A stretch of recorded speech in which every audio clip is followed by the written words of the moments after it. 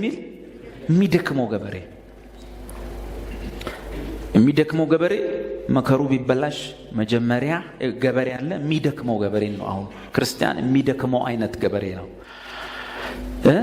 የሚሰራው ነው፣ ስኪዝል የሚሰራው ነው። ክርስቲያን ገበሬ አለ። ሁኔታውን አይቶ ዝናብ ሊዘንብ ሲል ሊዘንብ ነው ብሎ ይቆማል። ጭቃውን አይቶ በዚህ ጭቃ ውስጥ ማን ይገባል ብሎ የተመቻቸ ቀን እየጠበቀ ገብቶ ይኮተኩታል። የሚደክመው ገበሬ ግን ማሳው መጨረሻ ላይ ያምራልና ፍሬውን ከሚበሉት የመጀመሪያው እሱ ይሆናል ማለት ነው። የሚደክም ገበሬ ነው ክርስቲያን። ሌላው እቺን ነበር የፈለኩት ቁጥር 5 ላይ ሰራተኛ። አንድ ክርስቲያን ሰራተኛ ነው። ግን ሰራተኛ ሁለት አይነት አለው። ሰራተኛና የማያሳፍር ሰራተኛ የሚባሉ ሁለት አሉ። ለምሳሌ እንደው ሙያን እንውሰድ። አንዲት እህት የሆነ ምግብ ሰርተሽ ነይ ብንላት ሰርታ መጣችሁ። ያው እንጀራውም መጥቷል፣ ወጡም መጥቷል። እንጀራውን ስታዩ በሁለት በኩል አይን አለው። ወጡን ስትጨምሩ ሮጦ የት ጋር እንደገባ ከስር ከፍተ ነው የምታገኘው። ኦኬ ሰርታለች አልሰራችም? ሰርታለች። ግን ምን አይነት ነች? ሰራተኛ። ሌላ ደግሞ አለች አይደል ክሽናል እማታሳፍር። እንደዛ አሁን እዚህ ጋር ነው የምናተኩረው ለጊዜው። እንደዚህ የማያሳፍር ሰራተኛ። ማያሳፍር ሰራተኛ ምን አይነት ነው? ቁጥር 15 ቃሉን በትክክል ከፍሎ ለሰዎች ማስረዳት የሚችል ይሄ rightly dividing the word of truth አርጎ የእግዚአብሔርን ቃል የሚያቀርብ የማያሳፍር ሰራተኛ። ስድስተኛው ዕቃ ተብሏል። ክርስቲያን ዕቃ ወይም ቬዘል ይባላል። ዕቃ ሲባል ዝም ብሎ ጣሳ ምናምን አይደለም። ቬዘል ማለት እቺ ቆንጆ ዕቃ አበባ ምናምን እቺ አሁን ቬዘል ነው የምትባል። እቺኛዋ ቬዘል ነው የምትባለው። እነዚህ ቬዘልስ ይባላሉ። የሆነ ጥሩ ነገር እንጂ አሁን ይሄ ፕሮጀክተር ቬዘል አይባልም። ቬዘል ማለት ውስጡ የሆነ ነገር የተቀመጠ የጌጥ ዕቃ ነው። ስለዚህ ዕቃ አለ፣ የክብር ዕቃ አለ። ውስጡ ደግሞ ቡቱቶ የተቀመጠበት ዕቃ አለ። ውስጡ የክብር ዕቃ የሆነ ደግሞ ውስጡ ክብር የሚቀመጥበት አለ። ክርስቲያን በዛ ተመስሏል። ማን ነው የክብር ዕቃ ሲባል ራሱን ከአመፀኛ ጴንጤዎች ራሱን የሚያነጻ፣ ፍቅር ከሌላቸው ክርስቲያኖች ራሱን የሚጠብቅ፣ ከአደመኞች ራሱን የሚጠብቅ፣ ከክፎች ራሱን የሚጠብቅ፣ ከክፎች ምክር ጋር የማይተባበር እሱ ራሱን የሚያነጻ፣ ከውርደት ዕቃዎች ራሱን ዞር የሚያደርግና በንጹህ ልብ ጌታን ከሚጠሩ ጋር ፍቅርን፣ ጽድቅን፣ እምነትን አጥብቆ የሚከተል እሱ የክብር ዕቃ ይባላል። ሰባተኛ የጌታ ባሪያ ይባላል። እኛ የእግዚአብሔር ባሪያዎች አይደለንም፣ የኢየሱስ ክርስቶስ ባሪያዎች ነን። እሱን ሌላ ጊዜ ስላሴ ምናምን ስንማር እናየዋለን። እግዚአብሔር አባቴ ነው። ኢየሱስ ግን ብዙ ነገሬ ነው። ኢየሱስ ስንት ጌታ አለ?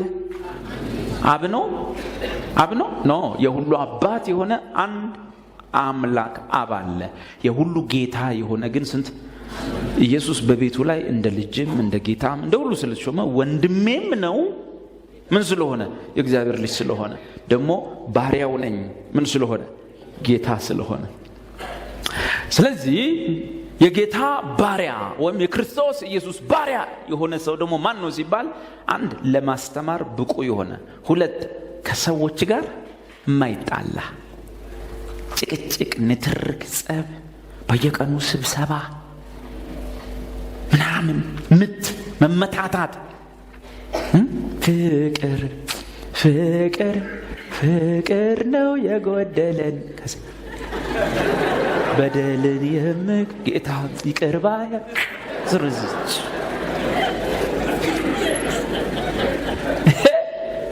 የራሱ ባሪያ ነው። የጌታ ባሪያ አንድ ለማስተማር ይበቃ፣ ሁለተኛ ጸብ፣ አድማ፣ ተንኮል፣ ሸር፣ አድመኝነት፣ ቡድን ናይባል ውስጥ የማይገባ እሱ የጌታ ባሪያ ለማን እንደሚሰራ ቃል። አሁን እኔ አምስተኛው ላይ ነኝ። አምስተኛው እሱ ላይ ነው የምናተኩረው። እናነበው ምዕራፍ 2 ቁጥር 15 እሱ ነው መሪ ጥቅሳችን። ሙሉን ከዚህ በኋላ እሁድ ስንማር መሪ ጥቅሳችን ይሄኛው። ርዕሶቹ ግን የትምህርቶቹ ርዕሶች ውስጡ ብዙ ናቸው። ምን ይላል? ምዕራፍ 2 ቁጥር 15 የእውነትን ቃል የትኛውን የእውነት ቃል ወይም ዘ ወርድ ኦፍ ትሩዝ ምኑ ነው? አቤት 66ቱ የአምላክ መጽሐፍት ዘ ስክሪፕቸርስ የእውነትን ቃል በቅንነት የሚናገር የማያሳፍር ሰራተኛ ሆነ የተፈተነውን ራስን ለእግዚአብሔር ልታቀርብ ትጋ። አሁን ጳውሎስ የመከረው ነው ለጢሞቴዎስ።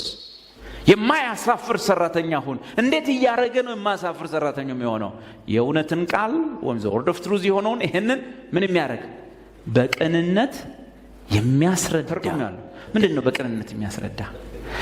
አቤት አሁን ግዕዝ የማያውቅ ሰው ይሄን አያስተውል ማለት የዋህ ነው፣ ገር ተንኮል የሌለው ቅን። በግዕዝ ቋንቋ ግን ቅን የሚለው ቃል የዋህ ምናምን ማለት አይደለም። ቅን ማለት ቀና የሚለው የግዕዝ ግስ ነው። ቀጥ አርጎ መክፈል ማለት ነው። ዚግዛግ ሳያደርጉ አንዴ ወዲህ አንዳንድ ሰው የሆነ ነገር ሲቆርጥ አይታል። ኧረ ቀጥ አርጎ ውዲ እምቢ ይለዋል። እንደዚህ ማለት ቀጥ አርጎ ቀና ቅንነት ቀጥ አርጎ ከፍሎ የሚያስተምር የማያሳፍር ሰራተኛ ሆነ የተፈተነውን ራስን ለእግዚአብሔር ልታቀርብ ትጋ። ለዚህ እዚህ ቤት ውስጥ ያላችሁ ሰዎች እግዚአብሔር 7 ነገር ነግሯችሁ ልጅ ናችሁ እንደ ልጅ እንደዚህ እንደ ወታደር እንደዚህ ሆናልና የማያሳፍር ሰራተኛ፣ የማያሳፍር ዘማሪ፣ የማያሳፍር ጸላይ፣ የማያሳፍር ተንባይ፣ የማያሳፍር አገልግሎት ለማገልገል ከፈለግ በቲቪም ቅረብ በምንም ቅረብ እንደዚሁም ቁም።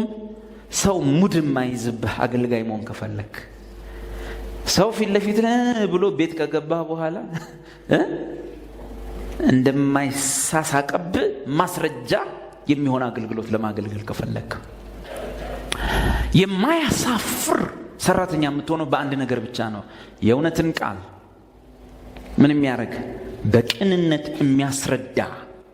አይ አማርኛ አሁን ግዛ ታቁም። ለዚህ ነው በቅንነት የሚያስረዳ rightly dividing the word of truth። አሁን እንግሊዘኛውን አውጣ። ይሄን ጨርሻለሁ። ማን እንትን አውጡ ጥቅሱን በእንግሊዘኛ አንብቡልኝ ወይ በኦሮምኛ ያሁኑን ቁጥር 15ን 2:15 ምን ማለት ነው? በቅንነት የሚያስረዳ እንደው በየዋህነት እንደው ቅን ገር እንደ አንድ ሰው ገር ሆኖ እንደዚህ ቢለኝስ በቅንነት ማርያም እኮ ታማልዳለች። ይሄ ቅንነት ነው። ታዲያ በቅንነት ማስረዳት ምን ማለት ነው? አቤት እንግሊዘኛ የእውነትን ቃል በቅንነት የሚናገር የማያሳፍር ሰራተኛ ሆነ። እንግሊዘኛ ምን ይላል? study to show thyself approved unto God, a workman that needs not to be ashamed, rightly dividing the word of truth። ምን የሚያደርግ ሰው? rightly dividing the word of truth እያደረገ rightly divide እያደረገ ይሄ እዚህ ጋር ይሄ ለዚህ እቺ ለዛ ብሎ rightly divide እያደረገ የሚያስተምር የሚያስረዳ የማያሳፍር ሰራተኛው እንደው ተገኝቷልና ጥቅሱ ከዚህም ሰብስበ ቡል ያርገው። ሰው አታጉርስ፣ ሰውን ግራ አታጋባው። በቀደም ድነሃል ያልከውን ሰው አሁን ደግሞ የዳንክ እንዳይመስል ቃል ሰውየው ታማሚ ነው ወይ ሆዶ ያብጣል፣ የሆነ ችግር ይፈጠራል፣ ጤናው መንፈሳዊ ጤናው ይታወቃል። ስለዚህ የማያሳፍር ሰራተኛ ለመሆን ምን አርግ? የእግዚአብሔርን ቃል ምን የሚያደርግ? rightly dividing። ኦኬ በቅንነት የሚያስረዳ rightly dividing the word of truth የሚያደርግ ሰው ሌላ ትርጉም እሱ አለ። ያውቃል ጎሽ ጸጋ ይብዛል። አንብልኝ። የእግዚአብሔርን ቃል ምስጢር በማወቅና በትክክል በማስተማር በቅንነት ማስረዳት ማለት ያ በትክክል በማስተማር የማያሳፍር ሰራተኛ መሆንህን ለማሳየት በእግዚአብሔር ፊት ትጋት እጥፍ ድርብ ይሁን። እውነትን ቃል በትክክል ምስጢሩን የተረዳና በአግባቡ የሚያስረዳ ሰውን አንዴ ያዝ አንዴ ጨበጥ አንዴ ጨበጥከውን የለቀቀው መልሰህ ያዝ። እስከ መቼ ነው በትምህርት ንፋስ የምትገመገመው? ራይትሊ ዲቫይድ አድርገህ ነገሮችን ተረዳ፣ አስረዳ። ቸርች ውስጥ ያለው ኮንፊውዥን የመጣው ከዚህ የተነሳ ነው። ማቅረብ እኮ ይቻላል ሳይበልጡ ራይትሊ ዲቫይድ አድርጎ ብልቱን ሳያወጡ ዝም ብሎ እኮ መናገር ይቻላል። እኔ ለምሳሌ በህይወቴ ዘመን ማለት ነው ከይቅርታ ጋር በግ አርጄ አላቅም፣ በግ በልቼ አላቅም። እና እኔ አሁን እረድም በልትም ብትለኝ ምን እንደማደርገው ገምት። አዝብ ላርደው እችላለሁ።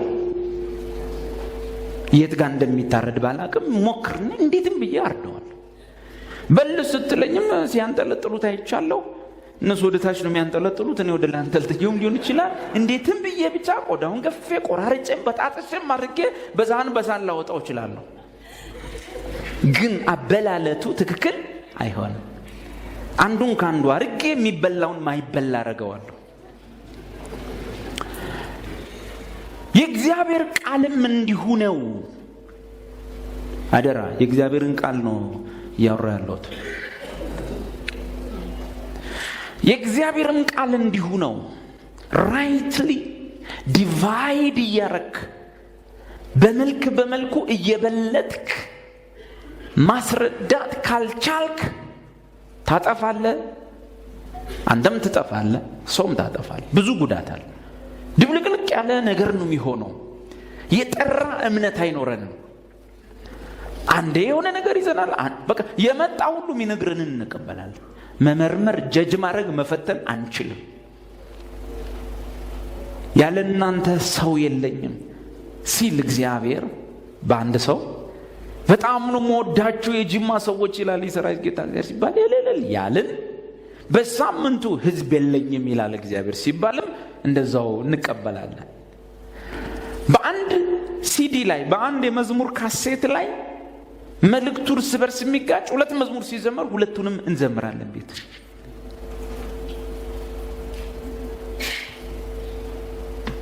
ድኛለሁ ጸድቅ ያለው የሚል መዝሙር በሰማንበት ሲዲ ላይ መዳኔን እንጃ ፈራሁን ሲል ሁለቱንም እንዘምራለን።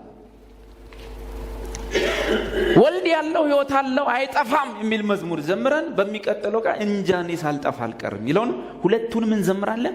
እኔ በሚገርመኝ መልኩ ሁለቱም ይመቸናል። እንዴት እንደተመቸን አላውቅም። ለምሳሌ አንድ ሰው ቸርች ውስጥ መጥቶ እንዲህ ሊል ይችላል። በእርሱ የሚያምን በላከው የሚያምን ከሞት ወደ ህይወት ተሻግሯልና ወደ ፍርድ አይመጣም። ይሄ ሰውዬ እንደዚህ ቢል ልክ ነው? ጥቅስ አለው። ወደ ፍርድ አይመጣም። ዮሐንስ 5 ጥቅስ አለው። ሌላው ደግሞ ይመጣል የሚቀጥለው ሁላችንም ፍርድ ወንበር ፊት እንደምንቀርበው ቆም ይላል አለ የለም? አለ። እሺ እኛ ከየት አባታችን እንሆን? የበቀደሙ ዮሐንስ 5 ጠቅሶ ምን አለ? ከሞት ወደ ህይወት ኦልሬዲ ተሻግሯልና ባደረገው ኃጢአት ምክንያት ወደ ፍርድ አይመጣም አለ። ጥቅስ አለው፣ አሳይቶናል። ዋው ኦ ያ ብለን ገባን። ሌላው መጣ ደግሞ ቆሮንቶስን ጠቅሶ እያንዳንዳችን በፍርድ ወንበር ፊት እንደምንቀርብ ይታወቃል። ወገኖቼ ፍርድ የለም እያልሽ ፍርድ አለ ሲለን አሁን ደግሞ ምን ልጀምር? ዋው ያው አለ የለም ምንድነው? ያዘው እኔ ነኝ ጌታ ያዘው እኔ ነኝ። አይረባም ያልከው ያዘው እኔ ነኝ። አይጠቅምም ያልከው ያዘው እኔ ነኝ።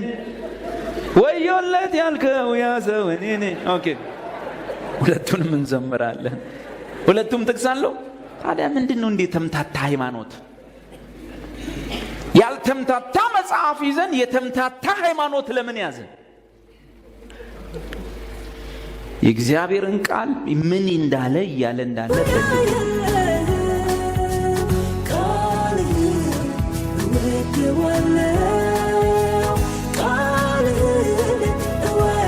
ይህን በአግባቡ በልጦ ለመረዳት የመጀመሪያው ጠቃሚ ትምህርት ስለ ሶስቱ ወገኖች መማር ነው።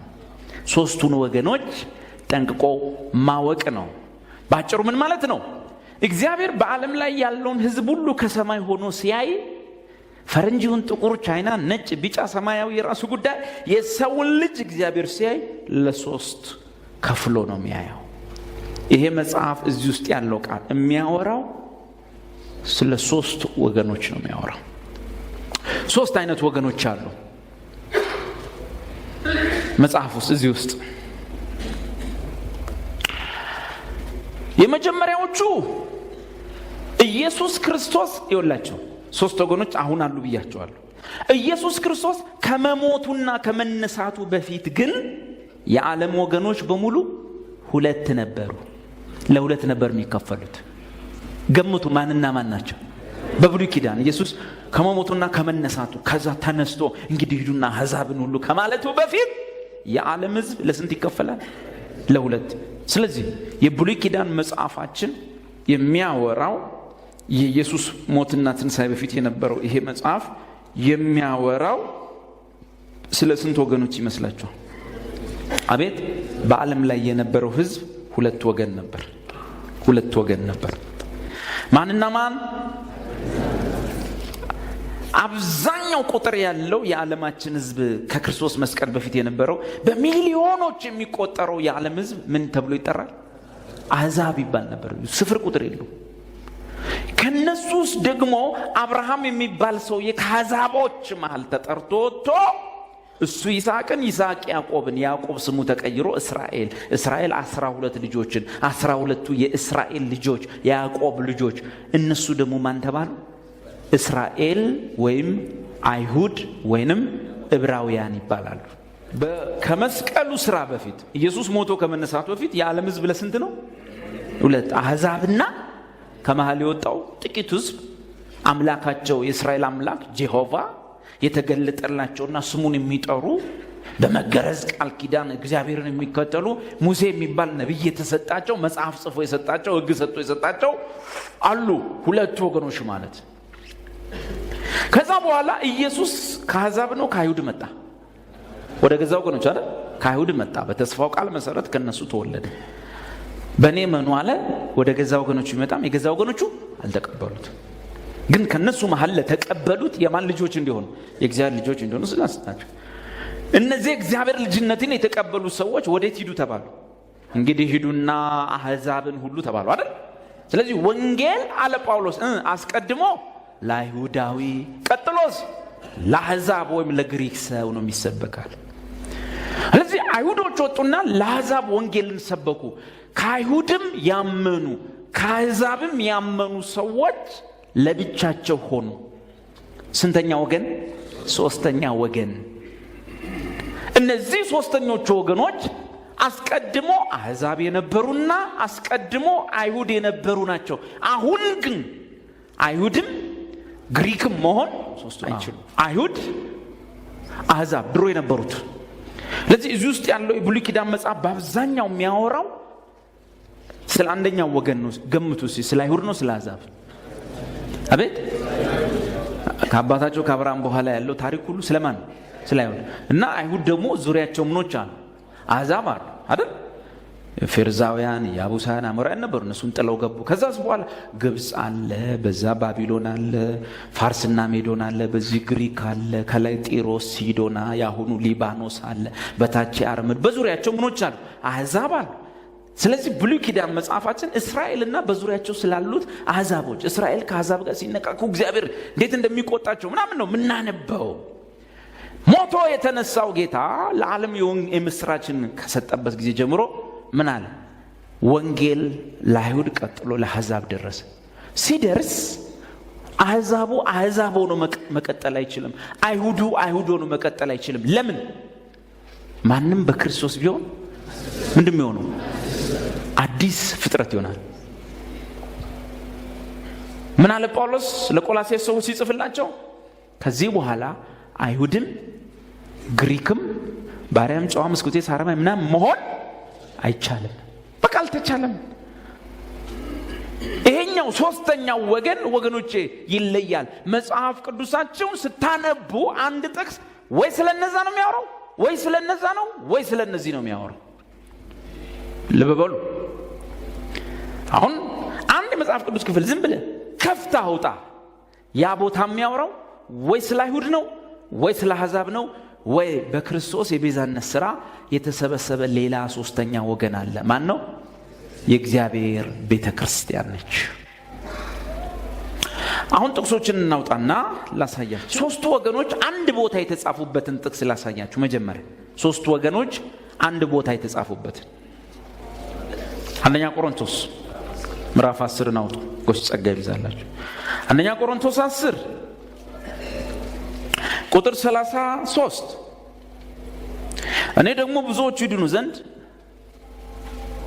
ለጥቅማቸው እንጂ ራሴን ጥቅም ሳልፈልግ በሁሉ ነገር ሰውን ሁሉ ደስ እንደማሰኝ ለአይሁድም ለግሪክ ሰዎችም ለእግዚአብሔርም ቤተክርስቲያን ማሰናከያ አትሁኑ ብሎ ይመክራቸዋል። ጳውሎስ ለአይሁዶችም እነዛ አሕዛብ ግሪኮችም ደግሞ ከሁለቱ የወጣች ማን አለች? እግዚአብሔር ለነዚህ ማሰናከያ አትሁኑ ብሎ ይመክራቸዋል። ጳውሎስ እነዚህን ሶስት ወገኖች ምን አለ? ሰው ሁሉ ይላቸዋል። ለሰው ሁሉ ማን?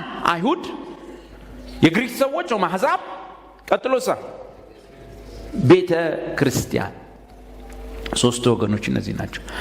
የመጀመሪያውን አይሁዶችን በጥቅስ እናያቸው። ሮሜ 9 ቁጥር 4 አይሁዶች ክብር አንድ አሕዛብ በብሉይ ኪዳን ዘመን የእስራኤልን አምላክ ማምለክም መገናኛው ድንኳን ጋር መቅረብም መስዋዕት ማቅረብም በቅድስቱ ማን ነው በአደባባይ ውስጥ መግባትም አይችልም። እንዲሁ በመገረዝ እስራኤል እንጂ ከሚደረገው ተስፋ ውስጥ የለበትም እሱ። እነሱ ግን እስራኤላውያን ናቸውና ልጅነትና ክብር ኪዳንም የትኛው ኪዳን? አቤት ኪዳን ተሰጥቷቸዋል። የትኛው? አቤት እነሱ እስራኤላውያን ናቸውና ምን ተሰጥቷቸዋል? ኪዳን። የኛ የድሮ ከክርስቶስ መስቀል በፊት የነበሩት የኛ አባቶች የአማራ፣ የኦሮሞ፣ የትግሬ፣ የጉራጌ አባቶች ብሉይ ኪዳን ተሰጥቷቸዋል?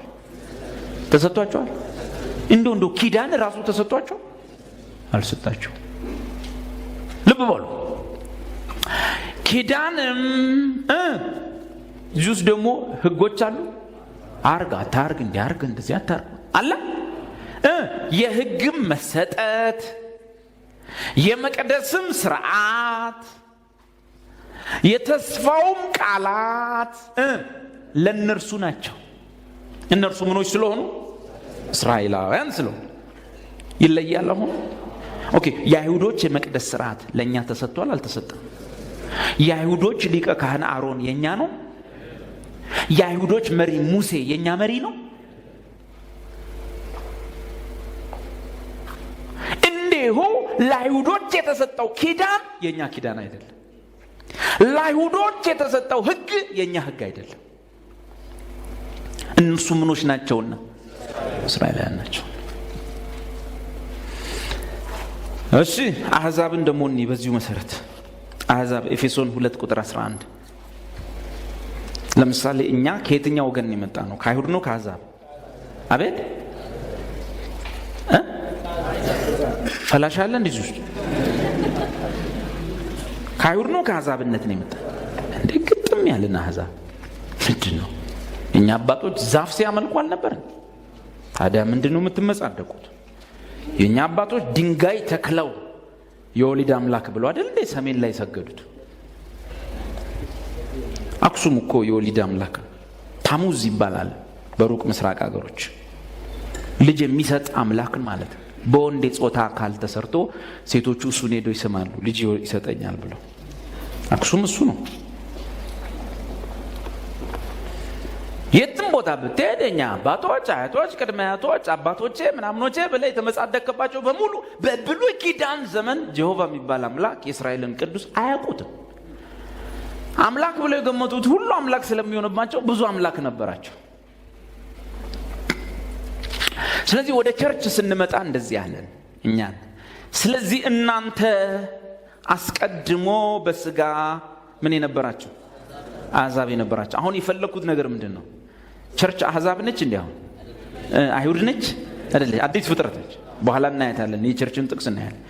ግን ድሮ የነበርነውን ነገር ሲያስታውሰን አሕዛቦች፣ የብሉይ ኪዳኖቹ አሕዛቦች፣ አሁን በጌታ ያልሆኑት አሕዛቦች እነማን እንደሆኑ በደንብ እንዲገባን ያደርገናል። ከእስራኤል አሕዛቦች ይለያሉ፣ ምንም አያገናኛቸው እኒ።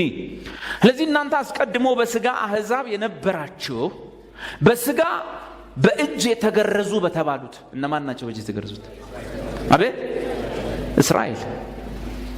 በምን የተገረዙ ነበሩ? በእጅ በመገረዝ ኪዳን ውስጥ ገብተው የእስራኤልን አምላክ ያመልካሉ። በስጋ በእጅ የተገረዙ በተባሉት ምን የተባላችሁ?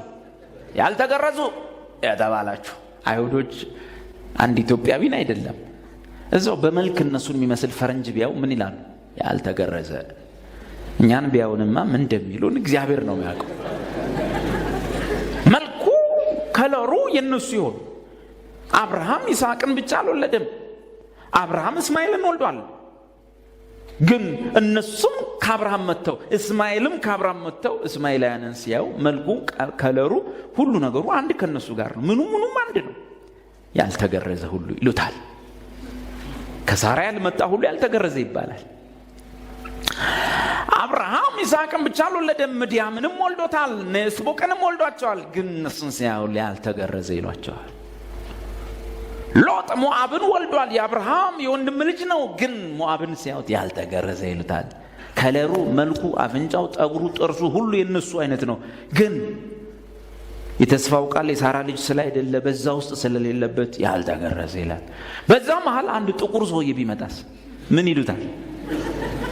ጸጉሩ ጥቁር፣ አይኑ ጥቁር፣ መልኩ ቡናማ ሰውዬ ሄዶ እኛ አባቶቻችን ባቢሎን ምንድነው ላሊበላን ቆፍረው ቢሉት አይሁድ ምን ይሉታል?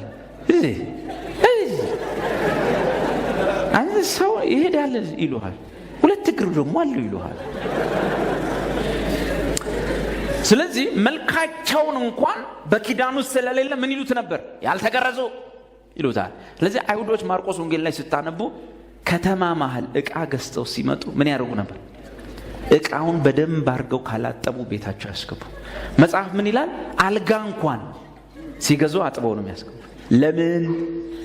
ምናልባት ይሄን አልጋ ከጫካ ከዱር ተቆርጦ ተሰርቶ እዚህ ደረጃ እስኪደርስ ምናልባት በፕሮሰስ ውስጥ አንድ ምን ነክቶት ሊሆን ይችላል። አንድ አሕዛብ፣ መልኩ ፈረንጅ፣ አይኑ ሰማይ፣ ጸጉሩ ቢጫ፣ ግን አሕዛብ ይሆን። ኦኬ፣ አንድ ኢትዮጵያዊ አልጋውን ተሸክሞ ቤታቸው ቢወስድላቸውስ ምን ያደርጉታል? አጥበው ያስገባሉ ይመስላል? እስቲ እኔ በሉ ሰው የሆንኩት በአዲስ ፍጥረት ስርዓት ነው። ሰውን ሰው ያደረገው በሉት ኢየሱስ የሰራው ስራ ነው። አዎ፣ ልካችንን ስናውቅ ልካችን ቦታችን ይሄ ነበረ። በኋላ እንመጣበታለን። ይህን አስቡ። ምን ቀጥለው? ከእስራኤል መንግስት ርቃችሁ ነበርን እንደ እስራኤል ውስጥ ዳዊት ንጉሥ ሆኖ ሲነግስ የኛ አያቶች እዛ ሰፈር ነበራቸው እንዴ? ኧረ የሉም። የት እንደነበሩ አንድዬ ብቻ ነው የሚያውቀው። ለተስፋውም ቃል ኪዳን እንግዶች ሆናችሁ። ኦኬ፣ እስራኤል ቢያንስ ምን ተሰጥቷቸው? የተስፋ ቃል። ማን? መሲሁ ይመጣል፣ ክርስቶስ ይመጣል። ምኩራብ ሁሌ ይሄዱና ምን ይላል? ይጸልያሉ። ጀሆቫ ያህዌ መሲሁን ላከው፣ የቀባኸውን ላከው፣ ክርስቶስን ላከው። ያው ሲልከው ባይቀበሉት በውስጣቸው ምን ነበር? የተስፋ ቃል፣ መሲሁ ይመጣል። የኛ አባቶችስ መጀመሪያ አምላክ እንዳለም አያውቁም፣ ኃጢአተኛም እንደሆኑም አያውቁም፣ ወደ ገሃነም እንደሚወርዱም አያውቁም። ስለዚህ ምንም ተስፋ የሚጠብቁት የለም። ይወለዳሉ፣ ያድጋሉ፣ ሲጎርሙሱ ሴት ያያሉ። አንድ በሬ እንደገዙ አንድ ሚስት ያገባሉ። ከዛስ ይወልዳሉ፣ ያረጃሉ፣ ወይ የቁብ ወይ የድር ዳኛ ሆነው ይሞታሉ። ልጃቸውም እንደዛው ኃጢአተኛ እንደሆነ አያውቅም። አዳም የሚባል ሰውዬ ኃጢአት እንዳስገባ መረጃው የላቸውም፣ የመጽሐፍ የላቸው፣ ምን የላቸው። እንዲሁ ይኖሩ ነበርና እግዚአብሔር በኋላ ጥቅሱን ሰጣችኋለሁ። የእኛን አባቶች አሕዛቦችን በብሉይ ኪዳን እንዴት እንዲሆኑ አረገ። አቤት! ቆይ በኋላ እንመጣለን። ለተስፋውም ቃል ኪዳን እንግዶች ሆናችሁ በዚህም ዓለም ተስፋን አጣችሁ። ለምን እንደተፈጠሩ ሳያውቁ፣ ለምን እንደሚኖሩ እንኳን ሳያውቁ፣ ቀጥሎ ወዴት እንደሚሄዱ እንኳን ሳያውቁ የኛ ወላጆች ኖሩ። የ87ቱ ብሔር ብሔረሰቦች ወላጆች በዚህ ዓለም እንኳን ምን አጥተው ኖሩ? ተስፋን አጥተው ኖሩ። ያለ ተስፋ ነበር። ኢየሱስ ነው ሰውን ሰው ያደረገው። ቀጥሎስ ከእግዚአብሔርም ተለይታቸው ያለ መሲሁ ያለ ክርስቶስ ነበራቸው። እነሱ ቢያንስ ማንን ተስፋ ያደርጋሉ? መሲሁን ወይም ክርስቶስን። እንደዚህ ነበርን። መቼ? በዚያ ዘመን። ይሄ የአሕዛብ ባህሪ ነው። አሁን ስንት ወገን አየን? 2 አይደል? እስራኤላውያን ናቸውና ልጅነት፣ ክብር፣ ኪዳን ምናምን የነሱ ናቸው። አሕዛብስ ያለ ተስፋ ቃል በተገረዙት ያልተገረዙ የተባለ ከእስራኤል መንግስት ርቃችሁ እንዲሁ በደመ ነፍስ ስትወጡ ስትገቡ ይኖራችሁ ብሎ ይላል አሕዛብ። ስለዚህ እነሱ በተስፋው ሲኖሩ አባቶቻችንን የኛን የአፍሪካ፣ የአሜሪካ፣ የአውሮፓ፣ የጣሊያን፣ የፈረንጁን፣ የቻይናውን፣ የነጩን፣ የጥቁሩን ወላጆች አሕዛቦችን እግዚአብሔር በብሉይ ኪዳን ምን አደረገ? አንድ ጥቅስ ላሳያችሁ። ሐዋርያት ሥራ ውስጥ የተስፋው ቃል እስኪመጣ ድረስ እግዚአብሔር ምን እንዳደረገ ታውቃላችሁ? የእኛን ወላጆች ሐዋርያት ሥራ ምዕራፍ 14 ከክርስቶስ ሞትና ትንሣኤ በፊት የእኛን ወላጆች እግዚአብሔር ከአዳም ውድቀት አንስቶ ክርስቶስ እስኪመጣ ምን አረጋቸው? ጳውሎስ ያውራ ምዕራፍ 14 ጳውሎስ በአሕዛብ ከተማ ሄዶ ወንጌል ሲሰብክ ከዛ በኋላ ሰዎቹ የጳውሎስን ምልክቶች፣ ድንቆች ሁሉ ሲያዩ ጳውሎስ አለ፣ በርናባስ ደግሞ ከኋላው ቆሟል። ጳውሎስ ይናገር ነበርና ታምራትንም ሲያዩ የኛ ዘር ማንዘሮች፣ አሕዛቦች ወዘተ የምንላቸው አይነት ሰዎች ለጳውሎስና ለበርናባስ መስዋዕት አቀረቡ። ጥጃ አምጥተው ሊያርዱ አደረጉ። የአበባ ጉንጉን ለአማልክቶቻቸው የሚያደርጉትን አደረጉና ምን ይላል ቁጥር 11 ሕዝቡም ጳውሎስ ያደረገውን ባዩ ጊዜ ድምፃቸውን ከፍ አድርገው በሊቃኦናዊ ቋንቋ አማልክት ሰዎችን መስለው ወደኛ ወርደዋል አሉ። በርናባስን ዲያ አሉት። ዲያ ማለት ዋናው አምላክ ነው። ለምን? በርናባስ ምንም አይናገርም፣ እንዲህ ብሎ ነው የቆመው ጳውሎስ ሲሰብክ። ስለዚህ ምን አሉት? እሱ ዋናው ነው አሉ። ይሄ የማይናገር ያ ደግሞ ከፊት ለፊት ሆኖ የሚሰብከው የእሱ ቃል አቀባይ ነው፣ የዋናው ማለት። ጳውሎስ ደግሞ ማን ተባለ? ሄርሜን ተባለ። ሄርሜን ማለት ትንሽዬው ነው፣ ዋናው አምላክ አይደለም። ዲያ ዋናው ነው፣ እንዲህ ብሎ የቆመው። ጳውሎስ ደግሞ ይናገር ነበርና ብዙ ጊዜ ታውቃላችሁ እንደ ከበሩት ፊት ለፊት ይቆሙና ከፊታቸው ቃል አቀባዩ ተጣጣጣ ይላል እና ጳውሎስን ያ ትንሽ አሳነሱትና ሄርሜን አሉት። በከተማው ፊት ቤተ መቅደስ ያለው የዲያ ካህን ኮርማዎችንና የምን ካህን ነው? ቤተ መቅደስ ያለው የዲያ ካህን። ኦኬ። በርናባስን ምንድን ነው ያሉት? ዲያ። ካህኑ የምንድን ነው? ቤተ መቅደሱ እዛ ከተማ ያለው የማን ነው? የዲያ። ሄርሜን ደግሞ ያው የሱ ቃል አቀባይ ፊት ለፊት እየሄደ የሚያስተዋውቀው እወቁት አምላካችሁ መጥቷል፣ ይሄ ዲያ ነው እንደማለት። እሺ የዲያ ካህን ኮርማዎችና የአበባ አክሊሎች ወደ ደጃፍ አምጥቶ ከሕዝቡ ጋር ወዶ ሊሰዋላቸው ወደደ። ሐዋርያት በርናባስና ጳውሎስ ግን ይህን በሰሙ ጊዜ ልብሳቸውን ቀደው ወደ ሕዝቡ መካከል እየጮሩት እንዲህ አሉ፣ እናንተ ሰዎችን ስለምን ታደርጋላችሁ? እኛ ደግሞ እንደናንተ የምንሰማ ሰዎች ነን አሉ። ምክንያት ስላላችሁ። ከዚህም ከንቱ ነገር ሰማይና ምድርን ባህርንም ከነርሱ ያለውን ሁሉ ወደ ፈጠረው ወደ እግዚአብሔር ዞር ትሉ ዘንድ ወንጌልን እንሰብካለን። እርሱ አለ ጳውሎስ አሁን የአሕዛቦች እንዴት እንደኖሩ በብሉይ ኪዳን እርሱ ባለፉት ትውልዶች አሕዛብን ከመስቀሉ ስራ በፊት አሕዛብን ሁሉ በገዛ ራሳቸው ጎዳና ይሄዱ ዘንድ ተዋቸው።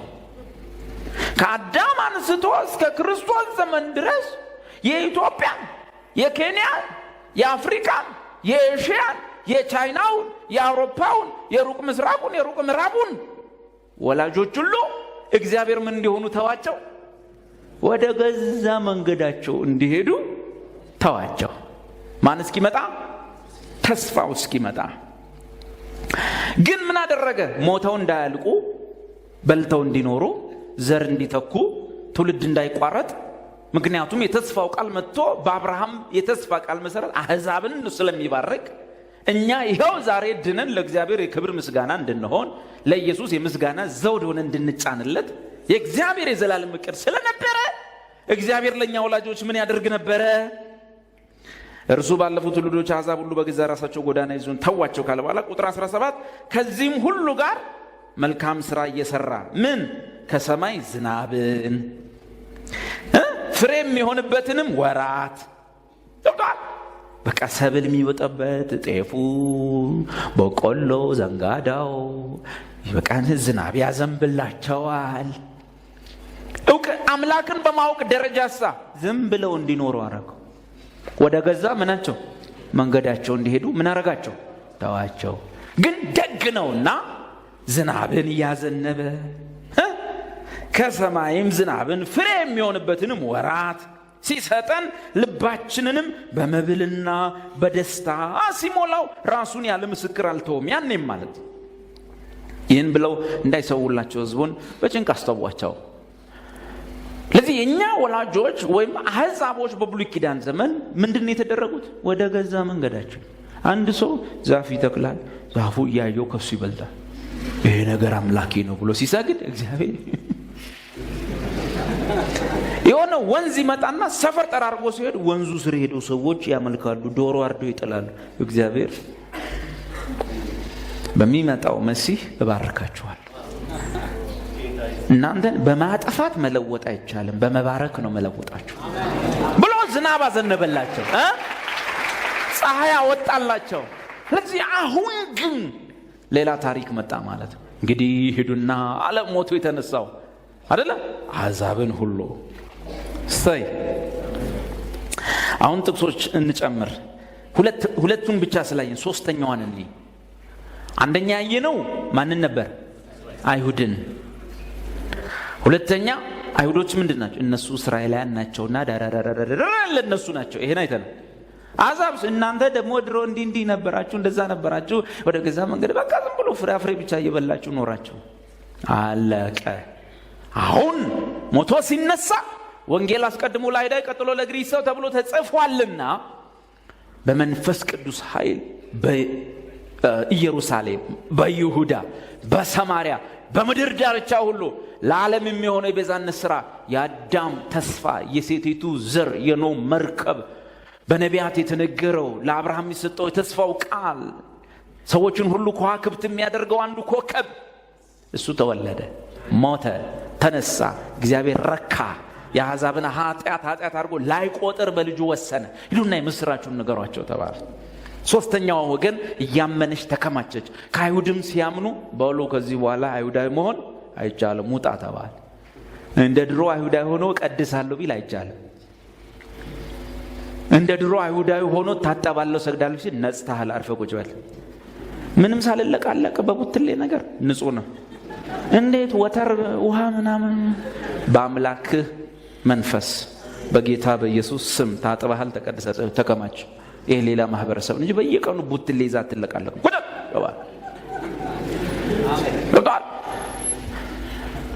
ድሮ በግ ነገር ይዞ ወደ ሊቀ ካህኑ ሲሄድ ዝም በል አርፈህ ቁጭ በል፣ አንድ መስዋዕት ለዘላለም ቀርቦ ያለቀ ጉዳይ ዝም በል ተዋል። ወደነ ምናምን ንስሐ አባቴ እንዳይል በሰማይ የተቀመጠ ሊቀ ካህን አለ። በድካም ሁሉ ይራራል። ከሱ ጋር ጨርስ። የምን የንስሐ አባት ነው? ዝም ተባለ። እሱ ተቀምጧል፣ አርፈ ተቀመጥ ተባለ። የድሮ ሊቀ ካህን እያቀረበ ቆሟል። እርሱ ግን አንድ መስዋዕት አቅርቦ እግዚአብሔር ቀኝ ምን ሆነ? ተቀመጠ። እንደምን ዛት ሚንስ አልቋል፣ አንተም አርፈ ቁጭ በል። እሱ ሲቀመጥ አትቁም ተባልክ። ገብቷቸዋል? መስዋዕት አቅርቦ ጨርሶ ተቀመጠ። ታዲያ ምን ያንቀዠቅዣል? ምንድነው ቆም ቁጭ ምትል? ወይኔ ስትል ቆመሃል። ቁጭ በል። ምንም ወይኔ የለም እንደማለት ልጠፋ ነው ቁጭ በል። ከእርሱ ጋር አብሮ አቆመና አስቀመጠን። ታዲያ ምን ያስቆማል? ሕዝብ የለኝም ይላል እግዚአብሔር ስትል ቆመሃል። አርፈ ቁጭ በል። ከእርሱ ጋር ምን አደረገን? አስቀመጠን። ኢየሱስ አሮን አይደለም፣ ሁሌ እያቀረበ አይቆምም። መጽሐፍ እንደሚል የድሮ ሊቀ ካህናት ዕለት ዕለት ኃጢአትን ሊያስወግዱ ከቶ የማይችሉትን መስዋዕቶች እያቀረበ ቆሟል። እርሱ ግን አንድን መስዋዕት ለዘላለም በማቅረብ በእግዚአብሔር ቀኝ ምን ሆነ? ተቀመጠ። ተቀመጠ ቢል ጥሩ ነው። የእሱ ታሪካችን ነው። ከእርሱ ጋር አብሮ ምንድን ነው ንገሩ? ቁጭ ማለት ነው። ምን ማለት ነው? የተቀመጠ ሰው ስራውን ምን ያለ ነው? የጨረሰ ነው። ስለዚህ ምሰራው ተቀምጬ እንጂ ቆሜ አይደለም። ሃይማኖቶች ሁሉ ቆመው እየሰሩ ነው አንድ ቀን ሊቀመጡ። ወገኖቼ ተቀምጠን አልቀናል። ከተቀመጥክ በኋላ ስራ። በማረፍ ነው ኃይል የሚሆንልህ። ሰርቼ አርፋለሁ ብትል ኃይል አይቀርልህም፣ ዜሮ ትገባለህ። ኤፌሶን 1:22 ሶስተኛዋን ወገን እኔ ሶስተኛው ወገን ደግሞ ማነች? ይሄን እዚሁ ጋር ይቀመጥልኝ፣ ስዕሉ እዚህ ውስጥ እንዲገባ ጥቅሱን ከራሳቸው ያወጡ። ኤፌሶን 1:22 ጎሽ፣ ለነዚህ የሚሆነውን ጥቅስ አስተዋላችሁ? እነርሱ ምኖች ናቸው? እነርሱ ምኖች ናቸው? እስራኤላውያን ናቸውና ደረረረረ ለነሱ ናቸው። እነዚህ እናንተ እንዲህ ነበራችሁ፣ እዚህ ነበር። ዝም ብሎ እንዲኖሩ ተዋቸው። ማን መጣ? መስቀል። መስቀል ዓመተ ዓለምን ወደ ዓመተ ምሕረት፣ አሕዛብን አይሁድነት፣ አይሁድን ሁሉ ወደ አዲስ ፍጥረትነት። በዘፍጥረት 1 ላይ ሰው ሲፈጠር ከዛም ደግሞ 3 ላይ ሰው 4 ላይ ሰው ልጆች ሲፈለፍል በዛ ፍጥረት ታሪክ ውስጥ የሌለ ኒው ክሬቸር፣ ኒው ስፔሺስ፣ አዲስ ዝርያ ስጋ ለበስ ናቸው። ውስጣቸው የአምላክ ዲኤንኤ ያላቸው ከመለኮት ባህሪ ተካፍለዋል። የእግዚአብሔር ዘር ውስጣቸው አለ። ደግሞ ሰው ናቸው። እንደ ሰው ቁጭ ብለው ይበላሉ፣ ይጠጣሉ። በዛው በበሉበት እጅ ሰው ላይ ሲጭኑ ሰው ይድናል።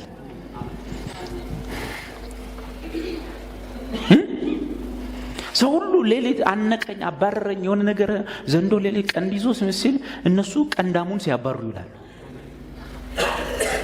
ሲሸሸጉ አይውሉም፣ ሲያሳድዱ ይውላሉ።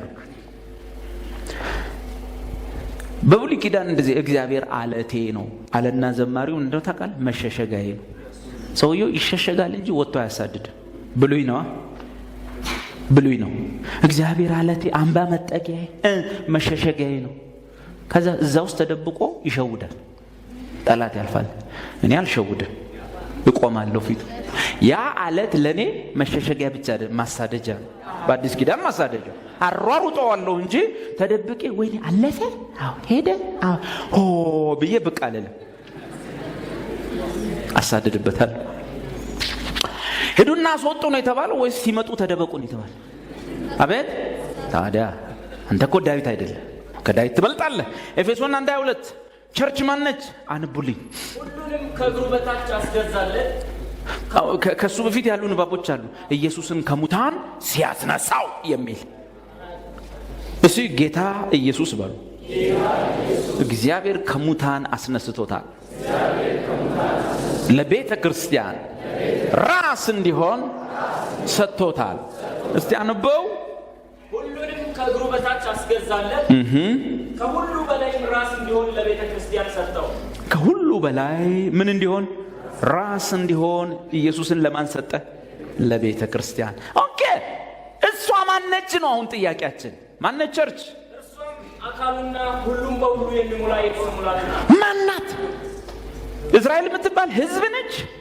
ከግብፅ ወጥታ ከነዓን ገብታ የምትቀመጥ ህዝብ ነች ወይስ ማነች? ነው ከሙታን አስነሳው። እሱን ለቤተ ክርስቲያን ራስ እንዲሆን ሰጠው። ራስ እሷ ደግሞ አካሉና ሁሉም በሁሉ የሚሞላው የእርሱ ሙላቱ ናት። ክርስቶስ የሆነ ቦታ፣ እሷ የሆነ ቦታ ካሰብክ ተሳስተሃል።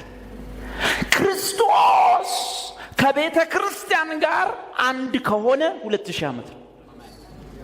ቸርች ሌላ ክርስቶስ ሌላ ከሆነ ተምታቶባል። እሷ በተስካንና ቤተ ክርስቲያን ላይ በተስካን ማለት የሃይማኖት ስብስብ የሆኑ ክርስቲያኖች ተሰብስበው የሚጫወቱበት ቦታ። ቤተ ክርስቲያን የምንላት ግን አካል ነች፣ ቦዲ ነች፣ ህልውና ነች። ጆሮ አላት፣ ትሰማለች፣ ትናገራለች፣ ትሄዳለች። የእሷ ራስ ክርስቶስ ነው። እሷ አካሉና የሱ ሙላቱ ናት።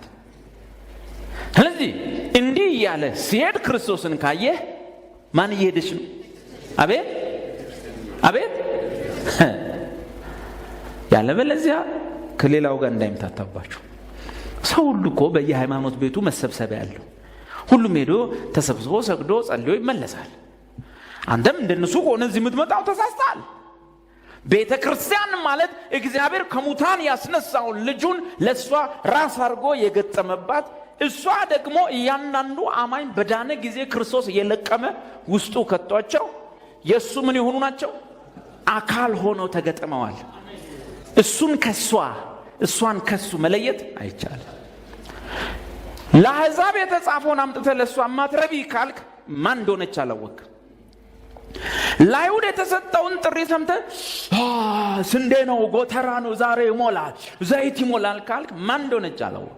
እንደሚለዩ ሌላ ጊዜ እናያቸዋለን። ቤተ ክርስቲያን ማናት? እርሷ የክርስቶስ ኢየሱስ ሙላቱ ነች፣ አካሉ ነች። እያንዳንዳችን በዚህ አካል ውስጥ ብልቶቹ ነን። ኤፌሶን ላይ አጥንትና ስጋው ነን። አጥንትና ስጋው ነን። ሂሳብ ተከፍሏል፣ ዋጋ ተከፍሏል። አንሊሚትድ ይሆን በዓለም ላይ ያሉ ባንኮች ያላቸው ብር በዛኛው የማይመዘን ቤሳቤስቲን የማይሞሉበት ዋጋ ለአንድ ግለሰብ ተከፍሏል። ቸርች ማለት ያቺ ነች። ዘማሪው እንደዘመረ ዋጋዬ ከፍተኛ ነው፣ ሊገዛኝ የሚችል ማን ነው? የተዋጀሁት በደም ነው፣ ያዳነኝ ጌታ ኢየሱስ ነው። ያዳነኝ ጌታ ዋጋዬ ከፍተኛ ነው፣ ሊገዛኝ የሚችል የኢትዮጵያ ንግድ ባንክ ነው እኔን የሚችለው? ወርልድ ባንክ ነው ሊገዛኝ የሚችለው? አም ፕሪሺየስ ያለውን ሁሉ ትቶ መጥቶ የገዛኝ ብርቱ አይደለም፣ ደካማ፣ የምስት፣ ምታለል፣ የምስት፣ እምደክም ግን ዋጋዬ አንሊሚትድ ይሆን ነኝ እኔ ማለት። ኢየሱስ ቤተ ክርስቲያንን ስለ መግዛት ሲናገር እንዲህ አለ። ቤተ ክርስቲያን እቺ የእግዚአብሔር መንግስት አለ ምን እንደምትመስል ልንገራችሁ። ሰው በእርሻው መካከል በአንድ ሰው እርሻ መካከል ሲሄድ ያያትን እንቁ ትመስላለች። አየ እንቁ፣ የመሬቱ ባለቤት አላየ። ከዛ በኋላ ከሰውየው ለምን መሬትን አልገዛም አለው። መሬት ፈልጎ እኮ አይደለም፣ ይሄ አፈር ምኑ ይገዛል? አሁን ከዚህ ምን ይጠቅማል? ታዲያ ስጋዬን በዋጋ ለምን ይገዛዋል? አቤት እንቁ አይቶ ነው። አየ በሰው እርሻ መሃል ሲያልፍ ከባለቤቱ ጋር እንቁ አየ። ያላየው ለምን መሬትን አልገዛም? ኧረ እኔ መሬቱን የምሸጥ፣ ኧረ ሽጥልኝ ወዳጄ፣ ኧረ ካልሸጥክልኝ እንደዚህ ከሆነ እዚህ መሬት ላይ ያለው ዋጋ ሁሉ አይሆንም እና ያለው አማራጭ ይህን መሬት ለመግዛት ያለህን ሁሉ ሽጥና ግዛኛል። ከዛስ ይሄም ሰው ያየውን አይቶ የለ ያለውን ሁሉ ትቶ ያለውን ሁሉ ሸጦ ያን መሬት ገዛ። ሰው የሚያውቀው መሬቱን እንደገዛ እሱ ያየው እንቁ አይቶ ነው። እስቲ በዚህ አፈር ውስጥ በሉ እፍ የተባለ ከአምላክ የወጣ ህይወት አለ በሉ፣ እንቁ አለ በሉ። በዚህ ፈራሽ ሰውነት ውስጥ በሉ የእግዚአብሔር ንብረት አለ በሉ፣ ሀብቱ እኔ ጋር አለ በሉ። ለዛ ተገዝተናል። አሜን። መጽሐፍ ነው የሚለው ይቺ እግዚአብሔር ቤተ ክርስቲያን ሰንበዲ ከሰሜን ከደቡብ ከምዕራብ እየመጣ ማትረባ ያንዳንድ ወንበር ላይ ደግሞ ትቀመጣለህ። ቁም! የምን መቀመጥ? መሬት ተደፋ፣ አልቅስ፣ ወዮ በለ ራሱ ወዮ። እኔ ምኩራብ ውስጥ እንኳን እንደዚህ ይለቀሳል ብዬ አላምንም። በአይሁድ ምኩራብ እንዲህ አልተለቀሰም። በካቶሊክ በኦርቶዶክስ በየትኞቹም ቤተ እምነቶች እንዲህ አይነት ወዮታ የለም። ባጭሩ ይገላገላል። እግዚኦ 12 ፊኒሽ ተፈታን ሂድ። ንሱ 12 አንተ 12 ወር ሙሉ ማን እንደሆንክ አታውቅም። ለምን? ደካማ እንደሆንክ ነው የምታውቀው። ውስጥ ያለውን እንኳን አታውቅም። ያኮ ነው ደካማ ነህ። አዎ ትስታለህ። አዎ አይን ጆሮ ምንም የማይስት ነገር አለ። አዎ ግን ተቀበል። ካንተ ድካም ይልቅ የተከፈለው ዋጋ ትልቅ ለአንተ። እግዚአብሔር እያየ ያለው አንተን አይደለም። እግዚአብሔር ድሮም አንተን ማየትም አይፈልግም። መቼም ቢሆን እግዚአብሔር አንድ ቀን ሰው ትሆናለህ ብሎ አያምን። እግዚአብሔር ሲጀመር የተቀበለ በክርስቶስ ነው፣ የሚጨርሰው በክርስቶስ ነው። ለዚህ ዕውቅና ስጡ፣ ለራሳችሁ ዕውቅና ስጡ። እኔ በእግዚአብሔር የተወደድኩ ነኝ፣ በእኔ ውስጥ እንቁ አለ። በዚህ ፈራሽ ገላ፣ በዚህ ፈታኝ ሰውነት ውስጥ በዚህ በሚያጨናንቅ በኑሮ ውስጥ ሁሉ ወከባ ውስጥ እየከተተኝ ግራ ከሚያጋባኝ ከሰው ከሚያናክሰኝ ከዚህ ሰውነት ውስጥ ግን አምላክ እፍ ያለው ነገር እኔ ውስጥ አለ። ሕይወቱ በእኔ ውስጥ አለ። ለተቀበል ለነገሩ እንደ ድሮ ላስለቅስ የሚል አይቀናለትም። አሁን በማስለቀስ ህዝብ አንጫጭቶ አስለቅሶ ምሳይዶ ክትፎ የሚበላ ሰው ቀረ። አይቀና በተለይ ጅማ አይቀናለት። ቤተ ክርስቲያን የክርስቶስ አካሉ ነች። እንግዲህ ከዚህ በላይ ምን ይበለን? የክርስቶስን አካል መሳደብ አይቻልም። ማንም ሰው ከሰውነት ውስጥ ያለ ብልቶቹ እቺ ጣቱ ብትቆስል ምን አስጨነቀኝ ብሎ ገጀራ አንስቶ አይበጥስ። ይሄ ትቆረጣለህ የሚል ሰው የራሱን ጣት አይቆርጥም። እኔ ተከፈለልኝን ዋጋ እግዚአብሔር እያወቀ ልጁን ሊክደው እንደማይችል እያወቀ እንዴት ነው እየቀነጣጠሰ የሚጥለው? አባት የሚሰጠኝ ሁሉ ወደኔ ይመጣል፣ ወደኔ የሚመጣውን ሁሉ ከቶ ወደ ውጭ አላወጣው። መድከም ሌላ ጉዳይ ነው፣ መካድ ሌላ ጉዳይ። መድከም ይሻልሃል ከካድከው ክህደት። እግዚአብሔር በእኔ ድካም ምክንያት ሰሞኑን ጥሩ ነገር ላይ ስላልሆንኩኝ በቀደም ከሰፈር ጋር እንደዚህ ከቸርች ጋር ወር ከቤት ወይ ከመስሪያ ቤት ወር እንደዚህ ወይ መንገድ ላይ ስመጣ እኔ በቃ አይኔ ትንሽ አስቸግረኝ እህቶችን እያየ እኔ በዚህ ሁኔታ እኔ እግዚአብሔር በቃ ያየኸው ይሻልሃል አሁን ካወራሁ። ምክንያቱም አልገባህም። ያየኸው ያ ድካምህ በክርስቶስ ከተከፈለልህ ዋጋ በልጦብሃል ማለት ነው። ስለዚህ ዋጋህን ተመን። እግዚአብሔር ለዛ ዋጋ የሰጠውን ዋጋ ስጥ በተቻለ መጠን። ሰዎችን ሲያስፈራሩና ሲያስለቅሱ ጽድቅን ያመጡ ይመስላቸዋል። በማስፈራራት ጽድቅ እንደማይመጣ እኛ ሳንሆን እግዚአብሔር ነው መጀመሪያ የነገረን። በባቢ ነድፍ መሬት ሰንጥቆ ቢውጥ እሳት ከሰማይ ቢያወርድ ሰው አልተቀየረም። ታዲያ ምን ይሻላል? በውሃ ቢያጠፋቸው ምን ቢያረግ? አሕዛብ በውሃ ብታጠፋው አይቀየር፣ በእሳት ብታወርድ እባብ ብታስነ መሬት ቢሰነጠቅ አሕዛብ አይቀየሩም። አሕዛብ የሚቀየሩ ሲባረኩ ነው አለና በአንተ አሕዛብን እባርካቸዋለሁ። ሰው ሲባረክ እንጂ የሚቀየረው ስታስፈራራው አይደለም ማለት ነው። ቸርች ማነች? የክርስቶስ ምን ሆነች? አካል። አንደኛ ቆሮንቶስ 12 ላይ ተጨማሪ ጥቅስ አለ። እሷን ብቻ ላሳያችሁ። አንደኛ ቆሮንቶስ እሱ ራስ አይደል? እሷ የሱ ምን ሆነች? ሙላቱ ነች አይደል?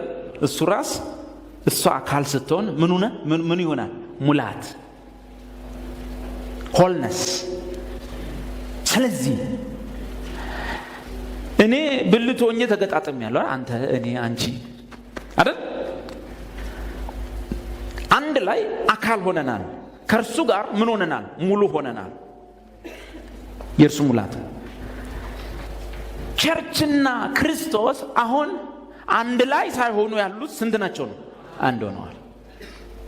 ገላትያ ምዕራፍ 3 ከክርስቶስ ኢየሱስ ጋር አንድ ትሆኑ ዘንድ የተጠመቃችሁ በውሃ አይደለም በመንፈስ ቅዱስ ሁሉ ክርስቶስን ለብሳችሁታል። በዛ በክርስቶስ ሰውነት ውስጥ እየተለቀምክ ትገባለህ። ኢየሱስ የእግዚአብሔር ልጅ እንደሆነ ታምናለህ። አምናለሁ የእግዚአብሔር ልጅ እንደሆነ ትገባለህ። ነጩን፣ ቻይናውን፣ ፈረንጁን ጠቅጥቆ ከቶ እያንዳንዳችን በግል የአካሉ ምኖች ብልቶች አንድ ላይ የእርሱ ምን አካል። ጥሩ። እኔን አሁን ታች ብልት ነኝና የእርሱ የአካሉ ክፍሎኛለሁና እኔ መስዬ መተህ ብትቀጠቅጠኝ፣ መተህ ብታሳድደኝ፣ መተህ እጎዳሃለሁ ብትለኝ ከላይ ብቅ ይላል እሱ። ምክንያቱም እግር ሲመታ እግር አይናገርም። ከስር ስትቀጠቀጥ እግር እንኳን ሲመቱት አይልም። እሱ ለተመታው ፊት ነው ገብቷ አሜን። ስለዚህ ታች ስትነካን፣ ታች ስታሳድደን፣ ከሊቀ ካህኑ ደብዳቤ ጽፈ እነ ዳዊትን ለሞገር ስትመጣ ከላይ ይመጣባል። አንተ አቤት ለምን ታሳድደኛለህ እንዴ? እኔ እነ ዳዊትን አንተ ማን ነህ? እኔ የምታሳድደኝ የናዝሬቱ ኢየሱስ ነኝ። በዚህኛው ስርዓት ውስጥ ክርስቶስ ሌላ ቦታ፣ ህዝቡ ሌላ ቦታ አይደሉም። እያንዳንዱ አማኝ በክርስቶስ ኢየሱስ ሲያምን ክርስቶስ ውስጥ ገብቷል፣ ክርስቶስን ለብሷል። አንተን የነካ አንተን የነካ አይበረክትም። በእርግጠኝነት ልንገራችሁ፣ እኛን ልትነኩ የምትፈልጉ ሰዎች ካላችሁ በእርግጠኝነት ልንገራችሁ፣ የትኛውም ቦታ ላይ ብትሆኑ፣ ከጀርባችሁ የትኛውም ድጋፍ ቢኖራችሁ፣ በእርግጠኝነት ምነግራችሁ አትበረክቱ። በእርግጠኝነት ምነግራችሁ፣ ደፍረን የምናወራው በግልጽ የምንነግርህ ብትነካን የሚነካ አካል ስላለ አትችለውም፣ አታስቆመውም። የገባህበት ገብቶ ሂሳብን ይሰጣል። እኛ የሆነ ሃይማኖት አባላት አይደለንም። የእግዚአብሔር ልጅ የአካሉ ብልቶች ሆነን ተገጥመናል። ገብቶሃል?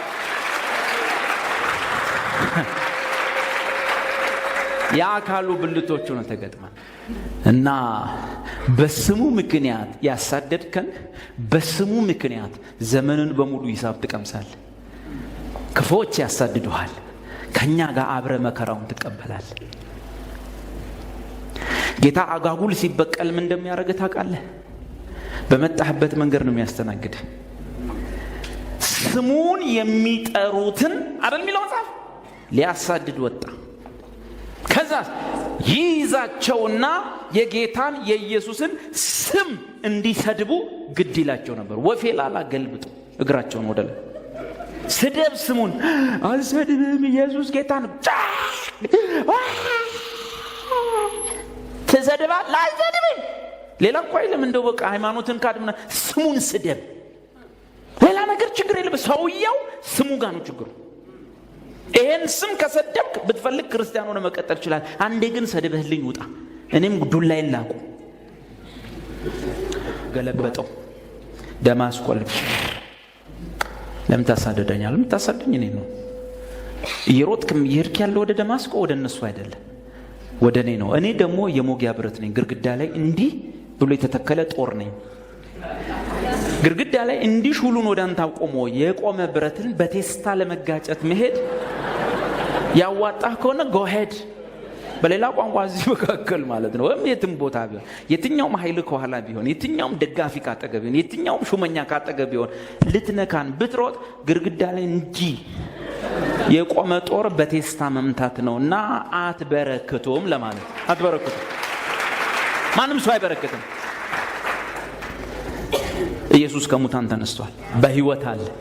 እናቀዋለን። ስሜቱ በደንብ ይገባል። እናቀዋለን። እንደዛ ነው ከሞጊያው ብረት ጋር። ከዛ በኋላ ምን እንዳሉ ታውቃለህ? ስሙን ሲያሰድብ፣ ስሙን ለማሳደድ ደብዳቤ ጽፎ ሲወጣ ኢየሱስ እንዲህ አለ፣ ይህ ሰው በአሕዛብና በነገስታት ሁሉ ፊት ስሜን የሚሸከም ምርጥ ዕቃ አደርገዋለሁ ብሎ ተበቀለው። አሸክመው ስሜን አሰደብካ። 100 300 400 ክርስቲያኖች ተሳደቡ። እነዚህን ሁሉ ክርስቲያኖች ስሜን እንዲሰድቡ አረካ። አሸክመሃለሁ። ምንን? ስሜን አሸክሜ በዓለም ላይ ሁሉ። ከዛስ ለሐናንያ ጌታ እንዲህ አላቸው፣ ይህ ሰው ስለ ስሜ በዓለም ሁሉ መከራ እንደሚቀበል አመልክቼዋለሁ። በቃ በሄደበት አሪፍ በቀል ነው አይደለም? ሰውየው በሄደበት እንደተቀጠቀጠ ስለምኑ? ስለ ስሙ። እኛን አንዴ ብትመታን ዘመኑን ሙሉ ስለ ስሙ እየተገረፍክ ትኖራለህ። ዘመኑን ሙሉ የኢየሱስ በቀላየው እኔ ለምን አጋጨዋለሁ አለ። ባጋጨው እዛው ነው የሚያልቀው። እሱ ሰው እኔ አምላክ። ምን አገ ከማጋጨው ሰዎች ለምን አያጋጩት? ሰው ደግሞ በዚህ ዓለም ላይ በሄድክበት ሁሉ የሚያጋጭ የኢየሱስን ስም ከተሸከምክ እንጂ አበበ የሚል ማሞ የሚል ቶሎሳ አድሃኖም ዘበርጋ ምንትሴ የሚል ስም ተሸከመ ዘር ማንም አይነካም። ሁሉም በሰፈሩ ያስተናግዳል። በየሄድክበት ቦታ ኢየሱስ ካልክ ይቻለም ስፍራ የላትም። ለጌታ ለኢየሱስ ስፍራ የላትም። ብዙ ጊዜ አውራቸዋለሁ። ይቻለም ለድሮግባ ስፍራ አላት፣ ለሮናልዶ ስፍራ አላት። ስለነሱ የትም ብታወራ ሰው ሁሉ ዋው ይህ ሰውዬ ኳስ ያውቃል፣ 340 ጎበዝ፣ መረጃ ፉል ነው ይለዋል። በኪስ ካታንጋ ትሪቡን የሚል ጋዜጣ ይዘህ ብትዞር ሰው ሁሉ አው ይልሃል። ብርህን እያስበላ እንደሆነ ባታቅም እዛችሁ የኳስ ወሬ ባወራህባት ለድሮግባ ቦታ ያላቸው፣ ለሮናልዲኖ ቦታ ያላቸው፣ ለማንትሴ ቦታ ያላቸው ሰዎች ይሄንን ስም ስታነሳ ማነህ እንትና ይሄ ቦታው አይደለም። እዚህ ኳስ ያየን ኢየሱስ ምናምን የምትለው እዛ እንትን ቦታ አንፈልግ። ኢየሱስ በዚህ ዓለም ላይ ቦታ የለውም። ችን ስም ስታጠራ ስታነሳ ያን ጊዜ ነገር ይለያል።